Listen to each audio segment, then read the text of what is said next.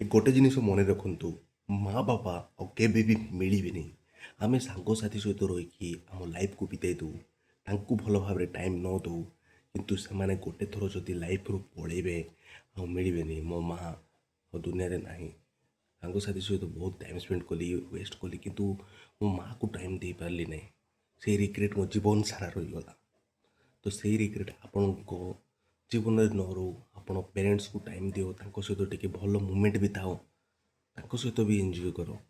ଖାଲି ଫ୍ରେଣ୍ଡସ୍ ସହିତ ଏନ୍ଜୟ କଲେ ବି ହେବନି। ଆଉ ବାପା ମାଆ ମିଳିବେନି, ଗୋଟେ ବାପା ମାଆ ମିଳିବେ ଯେଉଁମାନେ ଅଛନ୍ତି ଏବେ। ଯଦି ଆପଣଙ୍କ ପ୍ୟାରେଣ୍ଟସ୍ ନାହାନ୍ତି ତ ଆଉ କାହାର ପ୍ୟାରେଣ୍ଟସ୍ ସହିତ ବି ଟାଇମ୍ ସ୍ପେଣ୍ଡ କରନ୍ତୁ। ଯିଏ ଆପଣଙ୍କ ପାଖରେ ଅଛି, ଆପଣଙ୍କ ଭାଇ ଅଛି, ଆପଣଙ୍କ ୱାଇଫ୍ ଅଛି, ତାଙ୍କ ସହିତ ଟାଇମ୍ ସ୍ପେଣ୍ଡ କରନ୍ତୁ। ଅଧା ଲାଇଫ୍ ବିତିଗଲାଣି, ଆଉ ଅଧା ଲାଇଫ୍ ବି ବିତିଯିବ। ଲାଇଫ୍ ସର୍ଟ, ଲାଇଫ୍ ବହୁତ ସାନ ଅଟେ। କାଲି କ'ଣ ହବ କିଏ ବି ଜାଣିନି। ତ ଭଲ ଭଲ ମୁମେଣ୍ଟ ତାଙ୍କ ସହ ସ୍ପେଣ୍ଡ କରନ୍ତୁ, ତାଙ୍କୁ ସରପ୍ରାଇଜ୍ ଦିଅନ୍ତୁ, ଏନ୍ଜୟ କରନ୍ତୁ, ହସି ବି ଦିଅନ୍ତୁ, କେଉଁଠି ବୁଲେଇ ନିଅନ୍ତୁ, କିଛି ଗିଫ୍ଟ ଦିଅନ୍ତୁ, କିଛି ଗୋଟେ ତାଙ୍କୁ ସାଟିସ୍ଫାଏଡ଼ କରନ୍ତୁ। ତାକେ ଆମ ପାଇଁ ବହୁତ କିଛି ସାକ୍ରିଫାଇସ୍ କଲେ। ଏବେ ଟାଇମ୍ ହେଲା ଆପଣଙ୍କର।